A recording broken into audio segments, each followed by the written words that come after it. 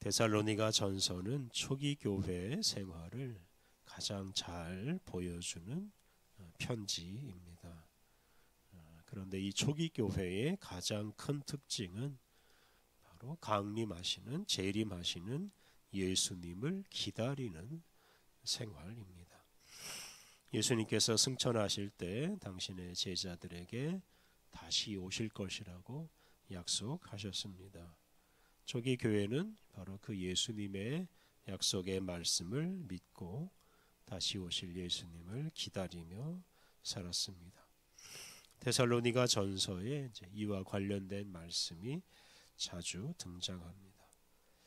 1장에서 사도 바울은 데살로니가 교회에 대해 감사하면서 데살로니가 성도들의 주 예수 그리스도에 대한 소망의 인내에 대해서 말했습니다. 데살로니가 성도들이 인내하면서 다시 오실 예수님을 기다리는 기다리는 생활에 대해서 감사하였습니다. 이어지는 1장 10절, 2장 19절, 3장 13절에도 예수님이 다시 오실 것을 언급하였습니다.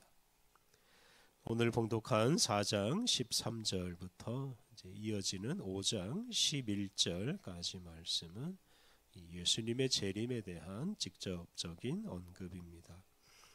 오늘 본문은 예수님의 재림과 관련하여 예수님이 재림하시기 전에 죽은 사람의 운명에 대해서 말합니다.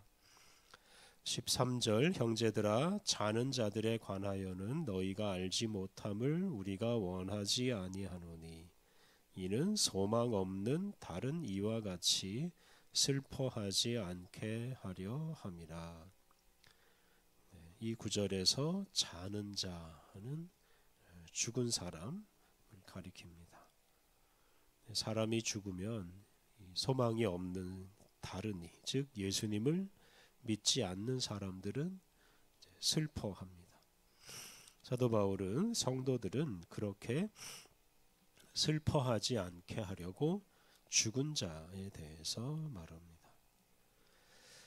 초기 교회 성도들은 예수님의 재림이 매우 임박했다고 생각했습니다. 그래서 많은 사람들은 자신들이 살아있을 때 예수님이 오실 것이라고 믿었습니다. 오늘 본문 15절과 17절을 보면 사도 바울 역시 자기가 살아있을 때 예수님이 오실 것이라고 믿었습니다. 그런데 이제 시간이 흐르면서 예수님이 오시기 전에 죽는 사람들이 하나둘씩 생기기 시작했습니다. 그러자 예수님이 오시지 않는 게 아닌가, 예수님의 재림에 대한 의구심, 또 예수님이 재림하시더라도 이미 죽은 사람은 예수님을 맞이하지 못하기 때문에 그 죽은 사람에게는 예수님의 재림이 의미가 없는 게 아닌가, 이런 의구심, 궁금증이 일어났고, 이 문제를 해결하지 못하면 예수님의 재림을 기다리지 않는 사람과 똑같이 절망하고 슬퍼할 수밖에 없을 것입니다. 그래서 사도 바울은 14절부터 16절에서 이렇게 예수님이 재림하기 전에 죽은 사람들의 운명에 대해서 말합니다. 14절 우리가 예수께서 죽으셨다가 다시 살아나심을 믿을진대 이와 같이 예수 안에서 자는 자들도 하나님이 그와 함께 데리고 오시리라. 바울은 먼저 우리가 믿는 예수님은 죽었다가 다시 살아나셨다라는 것을 강조합니다. 죽음에서 부활하신 예수님, 또 몸의 부활에 대한 이런 믿음은 그리스도인들의 매우 중요한 신앙 고백입니다. 이렇게 몸의 부활, 죽음에서 살아나는 것을 믿는 사람은 결코 죽음을 두려워하지 않습니다. 바울은 또한 하나님께서 예수님과 함께 예수님 안에서 자는 자들, 즉 죽은 자들을 데리러 오신다라고 말씀하십니다. 여기서 이제 데리고 오시리라라고 14절 마지막 부분에 말했는데요. 이것은 이제 인도하러 오신다라는 뜻입니다. 그래서 죽은 자들을 인도하러 오신다. 그래서 죽은 자들 이제 뒤에 나오는 대로 공중으로 인도하러 오신다 이렇게 해석해야 되고, 이 구절을 하늘에 있는 죽은 자들을 하나님이 데리고 오신다 이렇게 해석하지 않아야 합니다. 이제 그렇게 해석하다 보면 다음에 나오는 15절, 16절과 모순되기 때문입니다. 하나님께서 예수님과 함께 죽음의 문제를 해결하려고 이 땅으로 오신다라는 취지로 이해해야 하겠습니다. 이렇게 죽은 자들을 위해서 예수님이 다시 오십니다.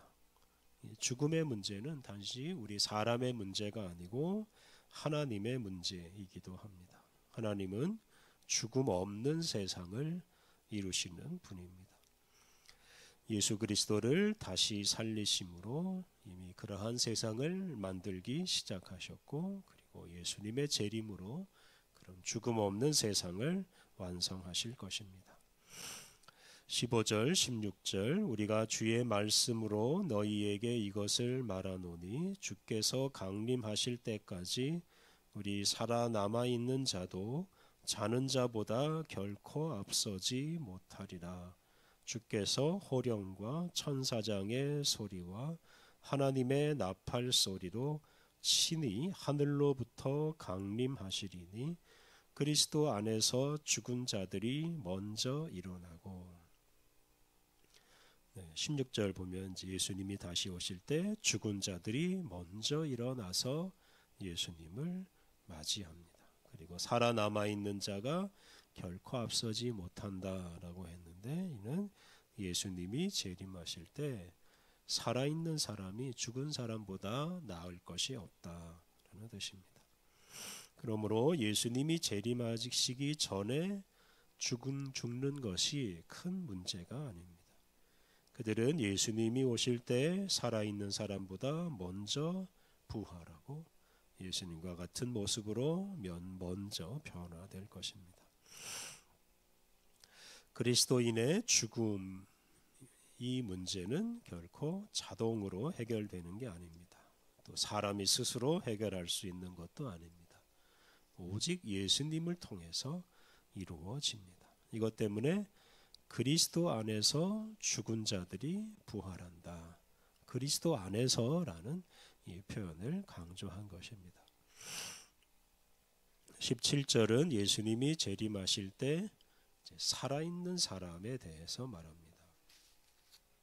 17절 그 후에 우리 살아남은 자들도 그들과 함께 구름 속으로 끌어올려 공중에서 주를 영접하게 하시리니 그리하여 우리가 항상 주와 함께 있으리라. 죽은 자들이 먼저 살아나서 예수님을 맞이하고, 다음으로 이제 살아있는 사람이 공중으로 올라가서 주님을 맞이하고 주님과 함께 살 것이다 라고 하였습니다.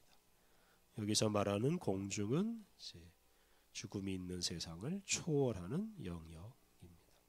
그래서 그것은 죽음으로부터 자유로운 곳입니다.